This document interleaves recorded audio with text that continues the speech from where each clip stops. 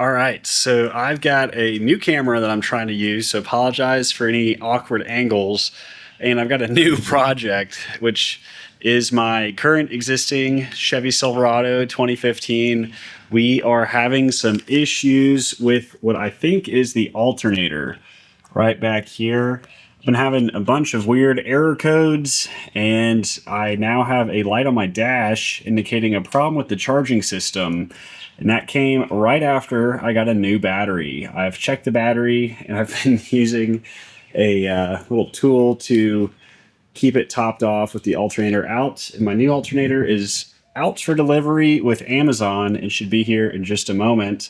So we're going to figure out how to switch this out. I've watched a brief YouTube video on how to do this, but before we get started, I'll show you the symptoms I'm having. So the symptom I'm having is battery charging system needs service, and I've got this little battery icon up there, and my voltage is just about pegged at 12 the whole time. I don't know how well you can hear it, but there's a distinct whine coming from the alternator. So the first thing I need to do to get to the alternator itself is to remove this air intake. I'm going to remove just this tube, and I'll have to disconnect it from here, this front spot, this other intake, and then down here. And I'm really not a mechanic. I don't really know these terms too well, but my air intake is in the way, so let's start there. So before we do anything, we're going to want to disconnect the battery terminal, at least the negative over here in the corner. Doesn't need to come all the way off, just loose, and then we'll just set it aside where it won't short on anything. And that was a 10mm socket. So I've got an 8mm socket just to loosen these up.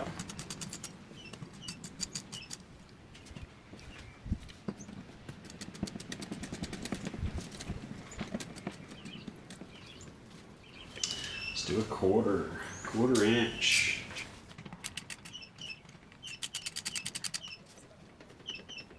Get that tube out of the way. Let's get this one.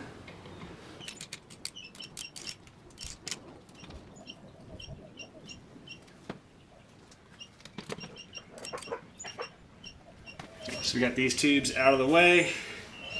We've got these all loosened up that I should be able just to pull this out.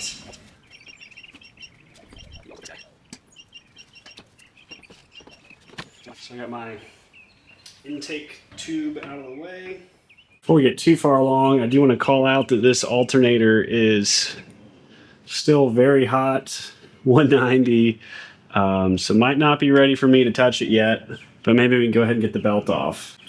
So there's a tool you can buy called a Serpentine belt tool, and I don't have that, so I'm just going to use, I think this is a 1/2-inch drive from Icon, good old Harbor Freight.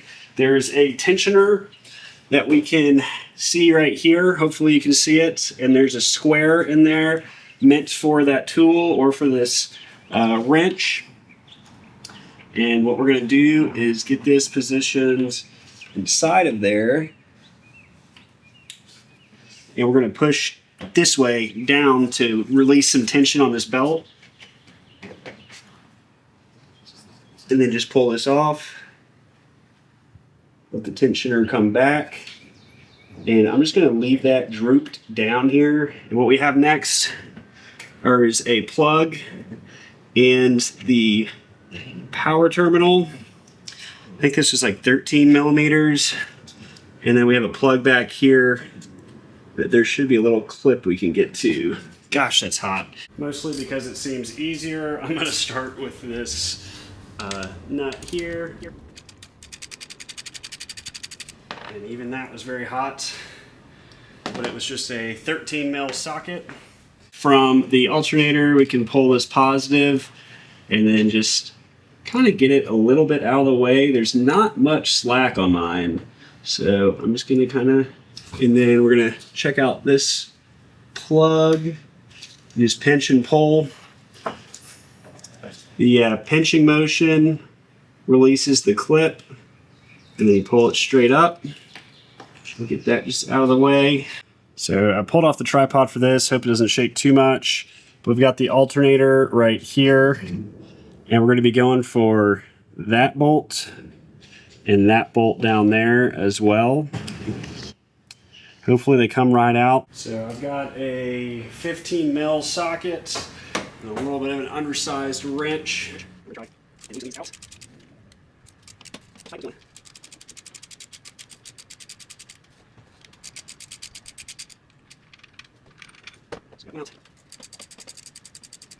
The other one out, and they're both very hot. The top one, oh, ouch, very hot. The top one is shorter than the bottom one, and wow, those are hot. The one on the right side was the shorter one, the one on the left side was the long one, and they are toasty. I'm back with gloves and a pry bar, because it seems like everybody needed one.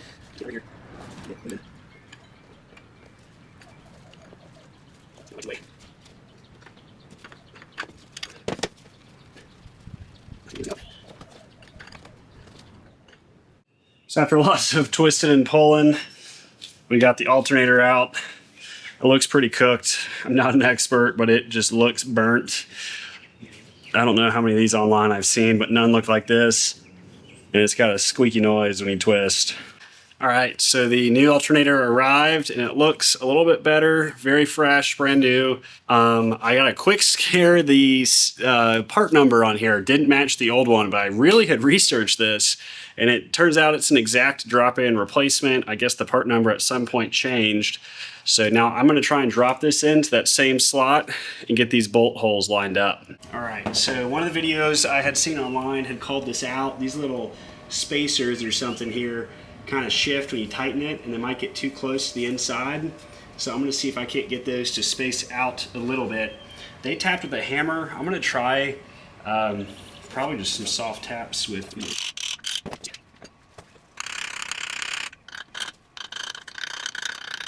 All right, after lots of hammering, I finally got these little pieces, these inserts to move. I tried to pull on it with pliers and it kind of marked it up, so I don't recommend doing that.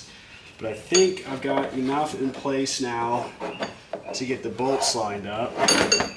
It should be huge. This took a little bit longer than expected just to get it to line up just right.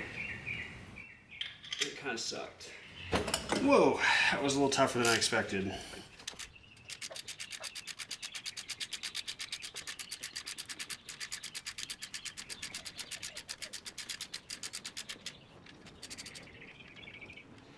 Going right in. So I'm gonna get the torque wrench and get those to spec. So I set the torque wrench to 37 foot-pounds. Sorry, I recorded the wrong side. And from here on out in the video, the camera was overheating. So it recorded no audio and recorded everything in super slow-mo. So we'll tighten the bolts to get the click on the torque wrench to 37 foot-pounds and reconnect the data pin to the alternator. I think it's data. And then next, we're going to reconnect the positive for the battery terminal as well.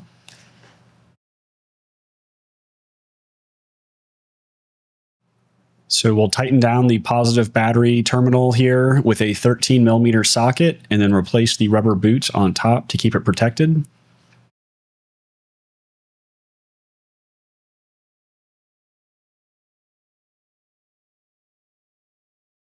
Here I'm replacing the serpentine belt over the alternator, making sure that the grooves are all lined up on the other pulleys before leveraging it with the wrench, and then getting the grooves lined up on the alternator, make sure it all fits in place before slowly releasing the pressure to make sure everything's tight and lined up.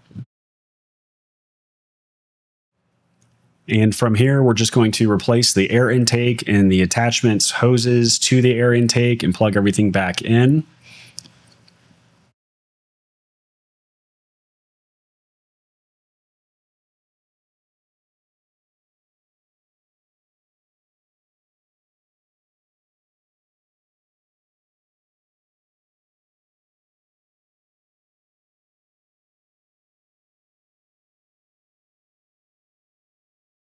Don't forget to replug in your mass airflow sensor. And finally, reconnect your negative battery terminal and tighten it down. And thankfully, the car started right up. We were at 14 volts in the middle of our range and no warnings about the charging system or bad power system. The light went out, so that was great. And we didn't have to spend $1,400 at the mechanic. I think it was about $400 for tools and parts, and it was spinning just fine without the whine. I just want to reiterate, I'm not a mechanic. I just recorded this because I was doing it anyway, and I wanted some practice with my new camera and with editing. So hopefully this was helpful to get some zoomed in shots of what I was doing. If you need more help, I probably won't be able to help you, and I wouldn't expect too much more of the car videos on my channel. This was something out of the norm for me, but I recorded it, so I thought, why not upload it? Hopefully this was helpful if you actually did watch it all the way through. Thanks for watching.